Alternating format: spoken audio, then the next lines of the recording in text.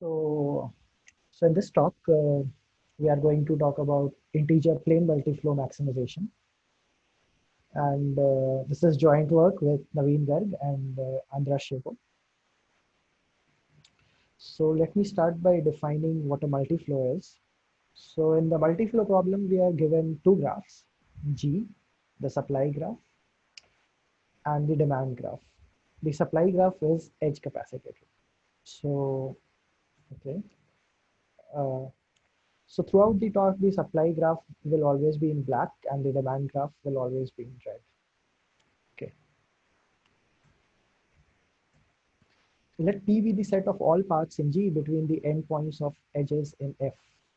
Okay. So in this case, P consists of these three paths. Okay. So what is a feasible multiflow?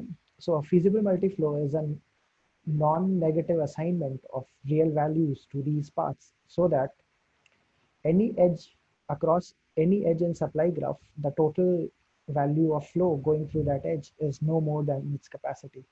So for example, if we set the value of all the three paths to be half in this case, then if this is a feasible multiflow, why? So we can check it for every edge of, so we can check for every edge of G if the total value of the flow going through that edge is at most its capacity. For example, if we look at edge BD, then two paths are crossing this edge and both paths have a value of half. So at most, uh, so the total flow going across BD is 1 and hence the capacity constraint for the edge BD is met. And similarly, we can check for AD and CD to verify that this is a feasible flow. So what is the objective of a multiflow? Uh, we are basically looking for a multiflow which maximizes the total flow value. That is the summation over all paths F of P. Okay. And if we restrict the assignment to be integer, if we restrict F to be an integer, we call the flow to be integer multiflow. In this case, the value of the maximum integer multiflow is 1 because if we assign a value of 1 to any path, then we are forced to assign a value of 0 to the other two paths. Okay. Now we move on to the definition of multicut. And again, as before, let P be the set of all paths between the endpoints of edges in the demand graph. So again, the paths are this. Now, in multicut problem, basically we want to pick a set of edges in the supply graph which hit all these paths. So more formally, a multicut is a subset of edges such that every path in P contains at least one edge of the multicut. So in this case, if we select these two edges, then we have a feasible multicut. So in multicut problem, the objective is to find a multicut with minimum total capacity. Okay. In this case, this multicut also turns out to be of minimum total value. Okay. Uh, then we have this concept of flow cut gap. So what is the flow cut gap? So given any instance of multi-commodity flow or multicut, the flow cut gap is defined as the value of the minimum multicut and the maximum multiflow. Note that as the ratio of minimum multicut and the maximum multiflow. Note that this ratio is always greater than or equal to 1 because every flow path must use some edge of the multicut. That is by the definition of the multicut. Okay. If you are given a class of instance, a set of instance, then the flow cut gap of that set is just the maximum value of the flow cut gap over all the instances. So in the previous example, the multicut value was 2 and the maximum flow we could send was 1.5. So my flow cut gap is 4/3. Integer flow cut gap is the ratio of minimum multicut and the maximum integer flow. So in the previous example, integer flow cut gap would be equal to 2. Okay. So let me just tell you about some of the previous work that has been done on proving flow cut gaps. Uh, So if you take any arbitrary graph G and any arbitrary graph H, if the supply and the demand graphs are arbitrary, then the flow cut gap is at most theta of log of number of edges. Okay.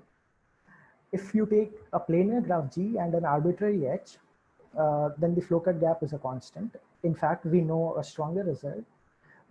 If we restrict the flow to be half integer, then also my flow cut gap is a constant. So this is a recent result, like it was proved in 2012. Okay. So there are many special cases in which flow cut gap is 1. For example, if G is a path and H is arbitrary, or G is a cycle and H is arbitrary, or if G is a tree and H is any arbitrary graph. Also, in all these cases, in fact, the flow cut gaps are indeed the integer flow cut gaps. So, yeah. Uh, so So in this talk, we will mostly be concerned about integer flow cut gaps. Our focus will be improving integer flow cut gaps. So note that for planar graphs and arbitrary demand graphs, the integer flow cut gap can be very bad. In fact, in very special instances where the demand edges lie on the single face, the flow cut gap can be as bad as square root of the number of vertices.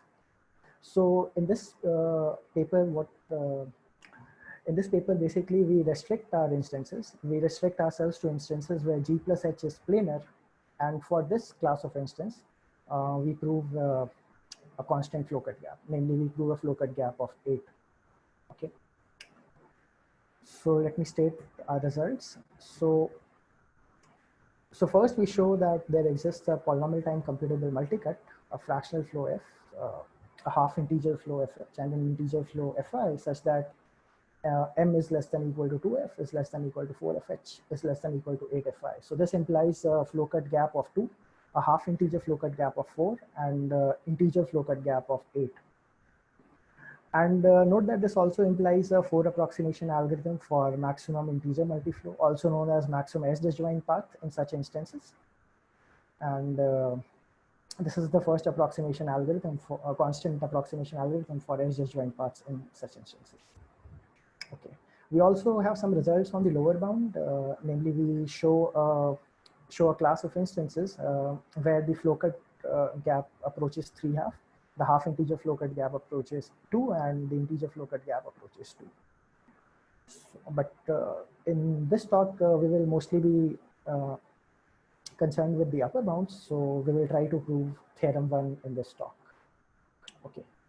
So let me just go through the outline we talk. First of all, we show the existence of a multicut and a flow such that f is at least half the value of the multicut. And then we show how to get a half integer multiflow of value at least half the maximum fractional flow. And then we show how to extract an integer flow of at least half the value of the half integer flow. Okay, so let's start with the first one. So to prove the first result, what we will do is we will connect the multicut in such instances when G plus H is planar to a network design problem called the 2H connectivity augmentation problem. So in this problem, we are given two graphs, G and H. So, and we have to basically find a subset of edges of G so that if we add it to F, then every connected component of E prime union F is 2H connected. So in this case, suppose my G consists of black edges. So E are my black edges and F are my red edges. Then I have to find a subset of the black edges so that every red edge is in a, so that if I add those black edges to my red edges, then every red edge is in a two connected component. So in this case, if I add these four edges, then both these red edges are in two connected components. Note that the final graph may not be connected. We just want the connected components to be 2H connected. Okay. So we will need the linear programming relaxation for this problem. So we have a variable for each edge E, and so the so our objective is to minimize the total cost of the edges picked, and our constraint is that across any cut, if you just have one red edge going across any cut, then you have to pick at least one black edge. So that saves all the constraints, and obviously XC has to be between 0 and 1. So the dual of this LP is also very simple. So we have a dual variable YS for every cut such that exactly one edge of F, that is the red edge goes across that cut, and we have a packing constraint on the duals that the sum of the total dual value crossing any edge is at most the capacity of that edge, and non-negativity constraint on the dual variables. Okay. So to state the theorem, we'll also need the concept of the dual graph, planar dual graph. So the planar dual is defined as, so given any planar graph, the planar dual is defined as follows. So we have a vertex for each face, and we have an edge between two vertices if the two corresponding faces share an edge. So in our setting, we will call edge, if in the original graph the edge was a demand edge, and then we will call the corresponding dual edge the dual demand edge, and if in the original graph the edge was a supply edge, then we call the corresponding dual edge as the dual supply edge. Okay, so we are now ready to state our theorem. So the theorem is that there exists a multicut M and flow F such that flow is at least half the multicut. So in our paper, we show a lemma, which is the following. So given any instance of multicut, we can define an instance of two E cap on the dual graph, where E would be the dual supply edges and F would be the dual demand edges. And any feasible solution of two E cap gives you a multicut, and any multicut is a feasible solution of the two E cap. So basically these two problems are equivalent. And we can solve this instance of 2 E cap by using primal dual algorithm of Williamson et al., who showed how to find an integer x and y such that the total value of the 2 E cap solution is at most 2 times the dual variable, or 2 times the total dual value. So in our setting, the summation XCC term would correspond to a multicut in the original graph, and the YS terms, in our paper, we show a lemma that the YS terms, so we show a lemma that there exists a feasible multiflow of value equal to the total dual value, summation YS. So this gives us a flow cut theorem. So left hand side corresponds to a multicut and right hand side corresponds to a flow, and this gives us a two flow cut theorem. Okay. So moving on, we now show how to extract a half integer flow from a fractional flow. So this is completely disjoint from the previous part. So even if you did not follow anything in the previous part, this is totally new. So let me define the concept of flow cycle. So a flow cycle is just the union of flow path and the demand edge. And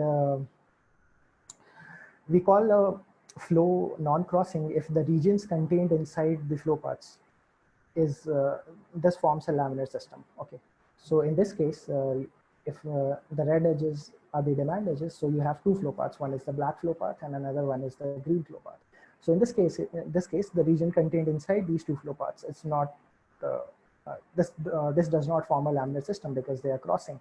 So what we can do is we can basically reroute these flows so that in this manner, so that the region contained inside these two flow paths, these two flow cycles, are disjoint. And whenever we have such a crossing pair, we can keep on uncrossing them until we get a laminar system. And all this can be done in polynomial time. Yeah. Okay. So now assume that we have a collection of laminar flows. So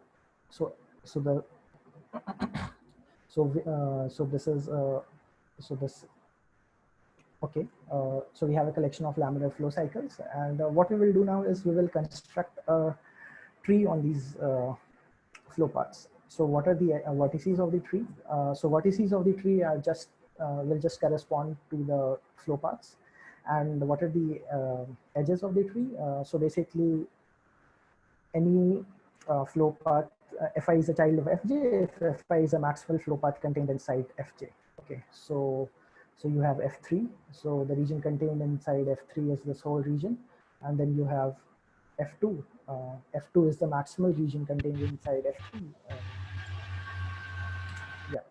So F2 is a child of F3 and so on. Okay, so we define a rooted tree in this manner uh, based on our flow paths, on laminar flow paths. Okay, so here is one observation. If you look at any edge, so let's look at the edge E2 and look at all the flow paths which are actually using E2. So what are these flow paths? So these flow paths are F4, F2, and F3. So where are these flow paths on the tree? So F3 and F2 are here, and here is F4. So one can prove that uh,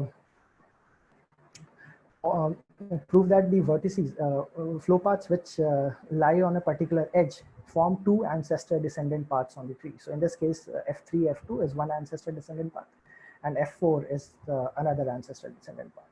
Okay. Okay. So now we are going to define a linear program on this tree. So which will help us in computing a half integer flow. So what is the linear program on the tree? So we have a variable xi for each vertex fi in the tree. So we do not have any variable for the root for every vertex except for the root. So if vertex is fi, we have a variable xi, and we have a constraint defined as follows. For each edge e, let pe1, pe2 be two ancestor descendant paths on the tree, just like the one we saw in the last slide. And for each of the two ancestor descendant paths, we have a packing constraint that the total sum of the values of xi values on each of these two paths is at most ce. Okay, and the objective of the linear program is to maximize summation xi. Okay, so note that if we set xi to be equal to the value of the flow on the flow path I, then this is actually a feasible solution to this linear program. This is not very hard to observe, because if we consider any ancestor descendant path, then the total value of xi on that path would actually be less than equal to the edge capacity of the corresponding edge. Yeah. Okay. Okay. So what is so special about this linear program? So it turns out that this linear program has an integer solution. Okay, the optimal solution of this linear program is integer, and such a solution can also be computed very efficiently. In fact, it turns out that the constraint matrix of this linear program is totally unimodular. Okay. Okay, so we'll now show how to, we will use this fact to now show a theorem which states that there exists a half integer flow of value at least half the fractional flow. Okay, so let's start with an integer optimum solution to the linear program. So let us denote it by xio. As noted in the last slide, xi is equal to mod of fi, where mod of fi is actually the flow value on the path fi, is a feasible solution to the linear program. So this gives us that summation over all I xio is greater than equal to summation over all I fi. Okay. So now we claim that if we assign a flow value of xio by 2 to flow path fi, then we get a feasible flow. Okay. And why is this true? This is true because if you, so basically for this to be true, to check the feasibility of the flow, we just have to check the capacity constraints, that for every edge, the total value of the flow crossing that edge is at most the capacity of that edge. Okay, so so this term here is the total value of the flow crossing that edge. Now we know that we can decompose all the flow paths which are crossing an edge into two ancestor descendant paths, P1 and P2. So, and we know that the value of xi O on P1 is at most C. So this term is at most C by 2. And similarly, this term is at most C by 2. And hence the total term is at most C. And hence the total flow using total flow crossing an edge is at most its capacity, and hence the flow is feasible. Okay, and this shows, and this proves the theorem. Okay, okay. So, are there any questions? I mean, I can just go on. So I can stop if there are any questions. There are no questions. Okay, good. Okay, so now we are into the final part of the talk. We now show how to extract an integer flow of at least half the half integer flow. To do this, what we do is we look at the half integer flow constructed in the previous slide, and we look at any flow path. If the flow path had more than one flow, then we extract integer flow from it. So suppose the flow path had a flow of value 3/2, then we extract an integer flow of value 1, and the remaining flow in the flow path is just half. And we do this for all flow paths. And ultimately we have that all flow paths have value exactly equal to half. We also make, if some edge has capacity greater than 1, then we make multiple copies, multiple parallel copies of that edge, and then we can assume that all the edges have capacity 1. So after doing this reduction, we define an okay. So after doing this reduction, we are ready to define our intersection graph. So basically, here we have flows which are half integer, and in intersection graph, what we have is corresponding to every flow, we have a vertex in the intersection graph, and there is an edge between two vertices. If these two flows share a black edge, share a supply edge. Note that if these two flows share a red edge, that a demand edge, then it is not necessary that there will be an edge between these two parts. So for example, F1 and F2. So if you look at F1 and F2, these share a black edge, so there is an edge between them. And similarly between F3 and F4, so there is F3 and F4, they share this edge, and hence there is an edge. So yeah, so we construct the intersection graph in this manner. And why have we constructed this intersection graph?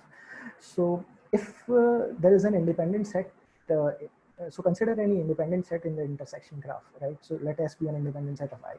If I set the flow values of flows in S, then we will get a feasible flow. And that is true because all the vertices in S are independent, and that means that the flow paths corresponding to these vertices are edge disjoint, and hence there is no question of any edge capacity getting violated. Okay. Okay. So basically, the idea is that if we can show that show that there exists a large independent set in I, then we will get a large integer flow. So here's the theorem we are trying to prove. There exists an integer flow of value at least half the half integer flow. So so first we will show that the I is planar. So let me first show the proof of this theorem, assuming this lemma, then we will show the proof of this lemma in the next slide. So let us assume that I is planar, then let k be the number of vertices in I. Then the value of the half integer flow is k by 2. And since I is planar, I is 4 colorable. And hence we can divide the vertices of I into 4 color classes, where each color class is an independent set, and hence there exists an independent set of size at least k by 4. And this shows that there exists an integral flow of value at least k by 4. So our original half integer flow was k by 2, and hence we have an integer flow of at least half the value. Okay. So now let us try to prove the lemma that I is planar. So we have basically have two cases in this. So if the regions contained inside the flow cycles are disjoint, then it is not very hard to see that the intersection graph I will indeed be planar. If this is not the case, then the regions contained inside the flow cycles are not disjoint, but they are laminar. So then there exists a flow path which contains another flow path completely. So in this case, suppose for example, have a look at F2. So F2 contains F3 and this flow path, and so on. So let us, so F2 is not minimal. So now consider two flow paths which are contained completely inside F2 and one which is contained completely outside F2. So say F1 and F3. So now we claim that F1 and F3 cannot, the vertices corresponding to F1 and F3 cannot be adjacent in our intersection graph. This is true because if F1 and F3 had an edge, then if F1 and F3 were adjacent, then F1 and F3 basically share a supply edge, they share a black edge. But then that black edge would also have to be shared by F2. So basically, we will have an edge through which 3 flow paths are crossing, and each of the 3 flow paths has a capacity, has value of half, and hence we have a flow of value 3/2 crossing that edge. And we made the but in our graph, all the edges have capacity at most 1, and this is a contradiction, and hence this is not possible. So basically, what we have is that F2 is a cut vertex in the intersection graph. Okay. So now the proof is pretty straightforward. We basically, by induction, we construct, by induction, we have that the the vertices which are contained completely inside F2 and F2, they form a planar graph. And the vertices, the flow paths which are contained completely outside F2 and F2, including F2, they form a planar graph. Now, basically, we have 2 planar graphs, and we are going to join them at one vertex. And this will again give me a planar graph. It's not very hard to see that this will again give me a planar graph, and the claim and the proof follows. Okay. Nikhil, so, 3 or 4 more minutes. Yeah. Okay. Yeah, I'm done. Okay. So now, so basically, I'll end with some open questions. So basically, so there is still some gap between lower bounds and the upper bounds for the flow cut gap. The most interesting one is for the integer flow cut gap. So we have showed a flow cut gap of value, integer flow cut gap of 8, but the best lower bound we know is of 2. In subsequent work with Naveen, we were able to show an integer flow cut gap of 4, but still there is a gap. So still the integer flow cut gap could lie between 2 and 4. So this is an intriguing question, if we can close this gap. And also, if we need to use the 4-color theorem to prove such a result, it would be nice if we don't have to use the 4-color theorem, but it seems hard to get around that. Also, is it possible to get better approximation algorithm for maximum integral flow if G plus H is planar, independent of the flow cut gap? It would be great if we can get better approximation algorithms. We don't know any lower bounds also. We know that the problem of computing maximum integral flow is NP hard, but we don't know if it is APX hard. So potentially there could be a PTAS also.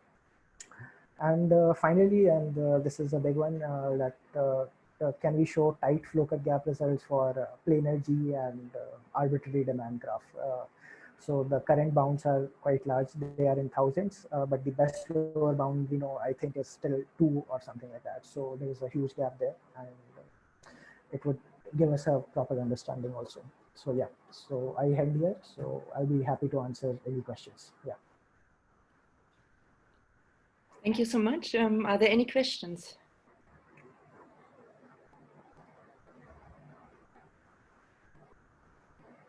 Actually, this seems not to be the case. And okay. Yeah. Okay, so I would unmute everybody so that we can clap our hands.